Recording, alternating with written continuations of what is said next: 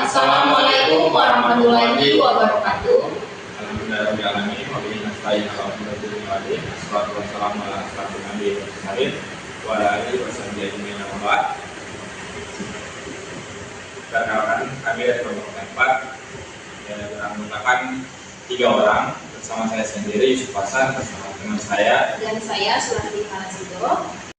Saya Marcella Kadir. Kami dari kelompok 4 akan mempresentasikan materi tentang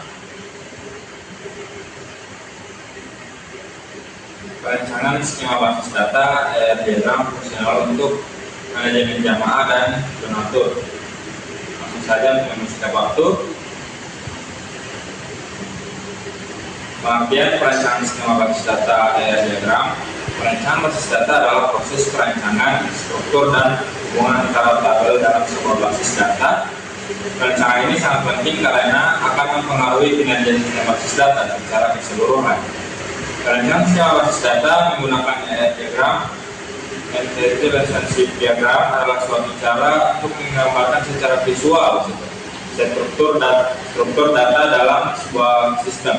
Diagram terdiri atas 3 komponen utama, yaitu entitas, atribut, dan relasi antar entitas.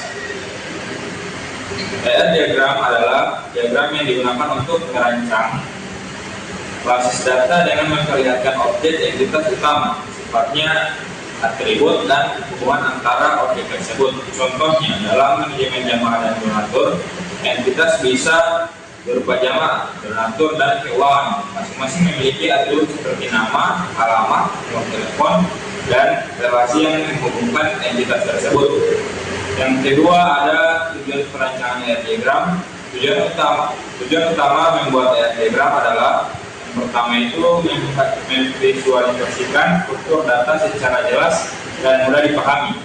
Yang kedua itu membantu merancang basis data yang efisien dan konsisten. Yang ketiga menjadi panduan dalam membangun basis data sehingga komunikasi antar tim penyeimbang dan menjadi sistem lebih baik.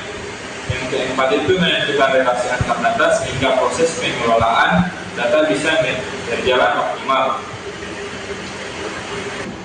Mengapa perencanaan skema basis data diagram penting dalam manajemen jamaah dan donatur? Karena yang pertama itu aset utama organisasi jamaah dan donatur, fondasi keagamaan dan sosial, dukung pertumbuhan berkelanjutan. Yang kedua itu data terstruktur esensial, pengelolaan laporan cepat dan kesamaan data. Yang ketiga itu tantangan utama, data tersebar, relasi rumit, update real time, solusi skema basis data fungsional. Selanjutnya akan dilanjutkan oleh rekan saya. Baik, saya akan melanjutkan apa yang sudah dijelaskan oleh teman saya Yusuf Hasan. Tadi Yusuf sempat menyebutkan mengenai komponen yang ada di dalam diagram. Nah, ada 3 komponen utama di dalam diagram ini. Nah, yang pertama itu ada entitas. Nah, entitas di sini itu adalah objek atau sesuatu yang nyata yang ingin kita simpan informasinya. Nah, contohnya itu seperti manusia, kemudian tempat, kemudian benda, dan lain sebagainya. Nah, entitas di sini kita bisa gambarkan adalah jamaah, donatur, atau donasi. Kemudian yang kedua ada yaitu atribut. Nah, atribut ini adalah untuk menjelaskan apa yang ada di dalam entitas. Contohnya itu kayak kan entitas di sini ada jamaah dan donatur. Nah, atribut di sini ini dia semacam ID atau kunci yang ada di dalam entitas. Contohnya kayak jamaah. Nah, atributnya itu di dalam jamaah itu contohnya kayak ada nama, alamat, kemudian nomor telepon. Kemudian yang ketiga yaitu ada relasi. Nah, relasi di sini adalah hubungan atau keterkaitan antara entitas. Nah, ada beberapa aspek di dalam relasi ini. Yang pertama adalah one to one. Nah, artinya satu anggota dapat berrelasi dengan satu anggota lain. Kemudian yang kedua ada one to many. Artinya satu anggota dapat berrelasi dengan beberapa anggota lain. Nah, kemudian yang ketiga ada many to many. Artinya beberapa anggota dapat berrelasi dengan beberapa anggota lain. Kemudian selanjutnya juga kira-kira bagaimana cara kita merancang ER diagram ini. Nah, yang pertama itu kita harus melakukan analisis kebutuhan dulu. Kira-kira apa yang akan kita butuhkan ke depannya. Kemudian yang kedua tentunya kita harus mengidentifikasi entitasnya. Contohnya entitas dari jamaah dan donatur. Nah, contohnya itu dia tentunya ada jamaah, donatur, kemudian program-programnya, kemudian transaksi dari donasinya.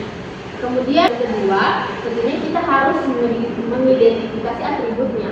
Kalau ada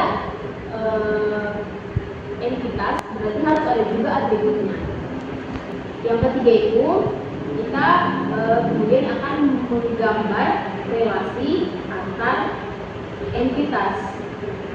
Kemudian yang terakhir, yang keempat, itu kemudian tentunya kita membuat dalam bentuk ER diagram yang dimana itu ada kotak persegi panjang dan lain sebagainya. Itu ada kesimpulan dari keseluruhan materi. Nah, dari seluruh penjelasan tadi, dapat disimpulkan bahwasanya ER diagram sebagai fondasi utama yang perancangannya harus dimulai dengan mengidentifikasi entitas utama yang relevan, seperti jemaah, donatur, program atau kegiatan, dan transaksi donasi, serta menentukan atribut penting yang melekat pada setiap entitas, termasuk atribut kunci utama sebagai identifikasi unik. Next, hubungan antara entitas harus dihubungkan dengan relasi yang jelas serta diberi batasan kardinalitas untuk menegaskan tentang bagaimana data saling berhubungan satu sama lain.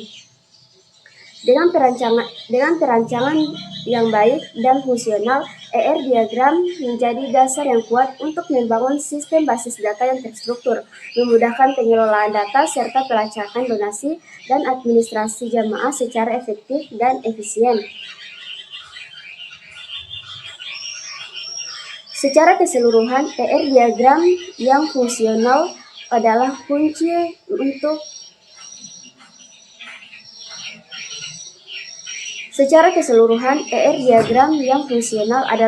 dalam menciptakan sistem manajemen jamaah donatur yang terorganisir, transparan, serta mendukung pelaporan dan pengelolaan data secara akurat dan terintegrasi. Baik, itulah penjelasan materi mengenai perancangan skema basis data ER diagram fungsional untuk manajemen jamaah dan donatur. Sekian, Assalamualaikum warahmatullahi wabarakatuh.